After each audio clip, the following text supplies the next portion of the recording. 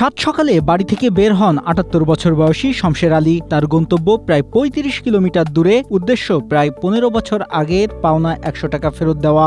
সেই উদ্দেশ্যে কখনো পায়ে হেঁটে, আবার কখনো গাড়িতে চড়ে পাওনাদারের বাড়িতে পৌঁছান বৃদ্ধ শমশের আলী। তাকে দেখে হতবাক খোদ পাওনাদারও। শমশের আলীর ৩ ছেলে ও ৩ মেয়ে। মেজ ছেলে মারা গেছেন কয়েক বছর আগে। সেই মেজ ছেলের বিদেশ যাওয়ার স্বপ্ন পূরণে একসময় বিভিন্ন জায়গা থেকে অর্থের ব্যবস্থা করেছিলেন শমশের আলী। সেই সময় ব্যবসায়ী MNH খাদেম দুলালের সঙ্গে বিদেশ পাঠানোর বিষয়ে লেনদেন হয়েছিল তার। কিন্তু লেনদেনের সময় অজান্তেই ১০০ টাকা কম দেওয়া হয়েছিল। অনেকের কাছে এই অর্থের মূল্য সামান্য হলেও শমশের আলীর কাছে সেটি ছিল একটি অসমাপ্ত দায়িত্ব। অবশেষে গেল শুক্রবার বাড়ি থেকে বেরিয়ে দুলালের বাড়ি গিয়ে ১৫ বছর পর সেই টাকা ফেরত দেন তিনি। আমি যে পরকালে আমি যে মরম, আমি যে পরকালে যাবো, আল্লাহ ভাগ জিগাবো। আল্লাহ ভাগের কাছে তো এ সাবে কইব যে আমি সাবের কাছে আমি ১০০ টাকা কম পাইছি।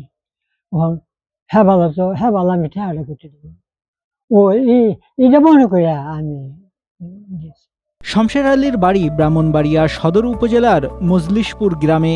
টাকা ফেরত দেওয়ার ব্যাপারে পাওনাদার MNH খাদেম দুলাল জানান, এত বছরের পুরনো লেনদেনের কথা তার মনে ছিল না। হঠাৎ বৃদ্ধকে দেখে তিনি বিস্মিত হন।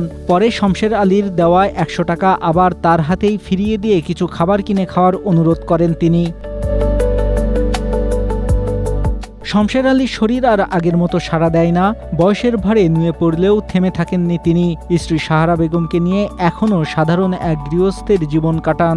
নিজের বলতে তেমন কোনো সম্পদ নেই সচ্ছলতার গল্প।